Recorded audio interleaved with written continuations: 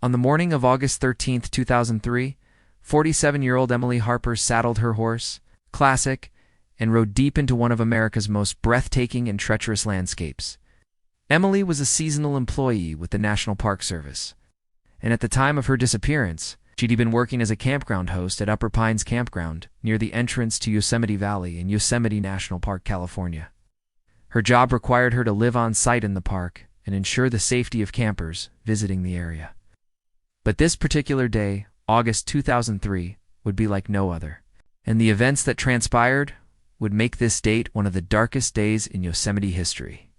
Emily's beat extended beyond the well-trodden tourist areas of Yosemite Valley, encompassing the seldom visited and more rugged high country above the tree line. In fact, on this day, she would ride as far as the remote and almost inaccessible Lyell Canyon, which sprawls between jagged granite peaks that soar over 10,000 feet high. There was nothing routine about this solo patrol. As experienced horsemen go, Emily was considered quite competent, and park officials even stated that she was an exceptional rider. But the journey through the high country demanded both skill and caution. The trails were steep, often only wide enough for a horse's hooves, and dropped thousands of feet into narrow canyons where rock slides could easily dislodge and crush anyone below. Still, it was late summer and early fall is one of the most beautiful times to ride or hike in Yosemite.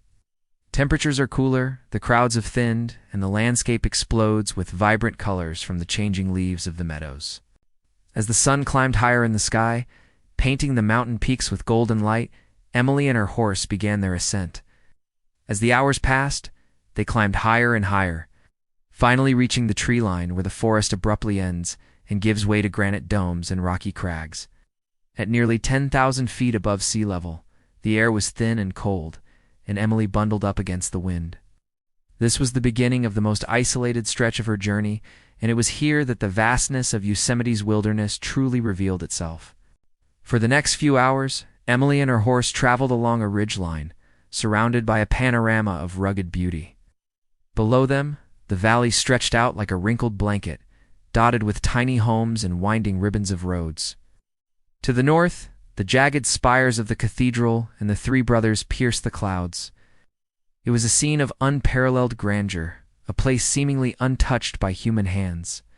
Then, just as suddenly as it had begun, the trail ended. The destination of Emily's journey, the Lyell Canyon trailhead, lay hidden in a secluded basin several hundred feet below. From here, the only way down was on foot. With Classic unable to descend the treacherous path, Emily did the only thing she could. She untethered her horse, leaving him tethered above while she carefully picked her way down the loose shale. She carried her rifle and her two-way radio down with her. Then, after making sure her horse was secure, she started her descent into the canyon. It was around 3 p.m. When Emily reached the bottom of the canyon. She might have paused to take in the wild beauty that lay before her. Towering granite walls rose straight up from the forest floor, and a crystal-clear stream gurgled merrily over moss-covered rocks. Sunlight filtered through the trees, casting dancing shadows on the lush green ferns and wildflowers that carpeted the ground. But while the setting was idyllic, the reality was anything but. In the remote reaches of Yosemite, rangers knew they were at the mercy of nature's whims and prepared accordingly. Supplies were scarce, cell phone reception didn't exist. With such a large area to cover, patrols were infrequent. As Emily made her way through the canyon, the forest grew denser, the trees closing in around her like protective giants.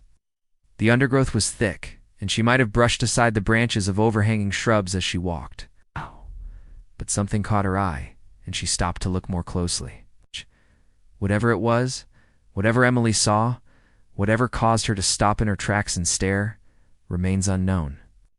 What is known is that this was the last time anyone saw her alive. No one knows exactly how long Emily spent in the Lyell Canyon, but it would have been at least 3 hours. Because at 6:15 p.m., her horse, Classic, was spooked by something and broke free from his tether. He plunged over the ridge and down the rocky slope, traveling approximately 1,000 feet before coming to a stop at the bottom of the canyon. The impact was so severe that Classic's saddle was torn from his body and thrown another 200 feet away. When he was discovered the following morning by a different ranger who was doing a routine check of the area, the horse was dead. But there was no sign of Emily, The saddle was still on his body. His lead rope was still attached to his halter. It was as if she had simply disappeared. It would be 5 years before the skeletal remains of the horse were discovered by a team of search and rescue volunteers combing the area. By that time, the bones had bleached almost white and were scattered amidst the rocks. But the discovery of the remains brought renewed hope to those searching for Emily. Perhaps now they would find her remains too. But that wasn't the case. Nothing. Not a single piece of clothing, not a bit of bone, not even her ranger hat was anywhere to be seen. As the volunteers scoured the area, they found strange things. Items that shouldn't have been there, like a pair of children's sandals and a half-buried plastic bucket. These strange items only deepened the mystery surrounding Emily's disappearance. The park was placed under a lockdown. Searches were conducted. Helicopters buzzed overhead. Cadaver dogs sniffed the ground and divers searched the waters. Nothing. Despite all the efforts, every lead turned to dust, and the massive search yielded nothing but questions. Questions that haunted the people who lived and worked in Yosemite. Questions that continue to echo in the halls of the National Park Service headquarters. What could have happened to her? Where could she be? The theories are many and varied. Some believe that she may have slipped and fallen while descending the steep, rocky terrain, losing consciousness, and then simply wandered off, disoriented and alone, never to be found. Others believe that she might have encountered an animal, perhaps a bear, which could have carried her away. Even stranger are the theories that suggest foul play, that someone may have deliberately harmed Emily and disposed of her body somewhere in the vast wilderness. Yet despite all these theories, the truth is no one really knows what happened to Emily Harper. 5 years after her disappearance, her remains were never recovered, and no evidence of her fate has ever surfaced. To this day, visitors and staff members alike tread lightly when they enter the park's more remote areas. Emily's legacy lives on, not just in the annals of park history, but in the hushed tones of those who knew her. Her loss was deeply felt by the tight-knit community of Yosemite, a place where every day brings new challenges and every season reveals new mysteries. And as the years pass, the memory of the seasoned ranger who vanished without a trace serves as a stark reminder of the untamed wilderness that surrounds them. Emily Harper's story is a haunting tale that continues to grip the imagination, a story of a skilled ranger who disappeared into the heart of one of America's most beloved national parks. The remoteness of the location, the lack of evidence, and the various theories surrounding her disappearance have only added to the enigma, making it one of the most perplexing missing persons cases in recent history. For those who knew her, the uncertainty of her fate is a heavy burden to bear. They remember a dedicated individual who took pride in her work, always ready to assist visitors and protect the park she loved. The image of Emily riding across the rugged terrain, her silhouette framed by the setting sun, remains vivid in their memories. As for Emily, she is gone, vanished without a trace. Her name is etched in the annals of Yosemite history, forever linked to the rugged wilderness that was her final resting place. The towering granite peaks, the dense forests, and the babbling brooks all hold their secrets close, offering only fragments of what may have transpired all those years ago. For now, the case remains unsolved, buried beneath layers of forest silence and fear. Those who explore Yosemite's backcountry do so with a mixture of awe and apprehension, aware that they are treading in the footsteps of a missing colleague.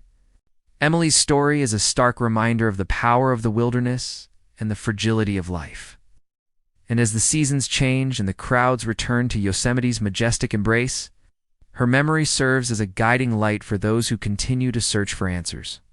So if you ever visit Yosemite National Park, take a moment to stand in awe of its grandeur, but also in remembrance of a ranger who gave her all to protect its beauty. Let her story serve as a reminder of the unforgiving nature of the wilderness and the indomitable spirit of those who seek to understand its mysteries.